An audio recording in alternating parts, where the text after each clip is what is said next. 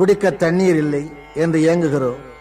கடற்கரையில் வாழுகின்ற மக்களும் ஏங்குகிறோம். கடல்லே நிறைய தண்ணீர் இருக்கிறது. கடல் நீரையே குடிநீராக்கி இருக்கலாம் அல்லவா? கடல் நீரே குடிநீராய் கடவுள் படைத்திருந்தால் அடிநீரை தேடி எந்த அரசாங்கம் செலவு செய்யும்? கடல்லே தண்ணீரும் இருக்க வேண்டும், அது குடிக்க முடியாமல் உப்பாகவும் இருக்க வேண்டும். மனிதன் அதை பார்த்து கொண்டே தண்ணீர் தண்ணீர் என்று ஏங்க வேண்டும். தண்ணீர் இருக்கும் இடத்தை தேட வேண்டும், பூமியை தோண்ட வேண்டும், தோண்டி அந்த தண்ணீரை எடுக்க வேண்டும்.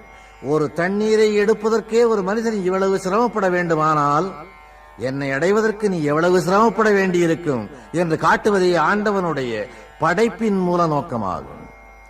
ஆண்டவனுடைய படைப்பின் ஒவ்வொரு ரகசியத்தையும் புரிந்து கொண்டவர்கள் யாரும் கிடையாது. இந்து மதத்தின் முழு விவரங்களையும் நான் சொல்ல ஆரம்பித்தால் இது போதாது என்பது மட்டுமல்ல, எனக்கு ஆயுள் போதாது.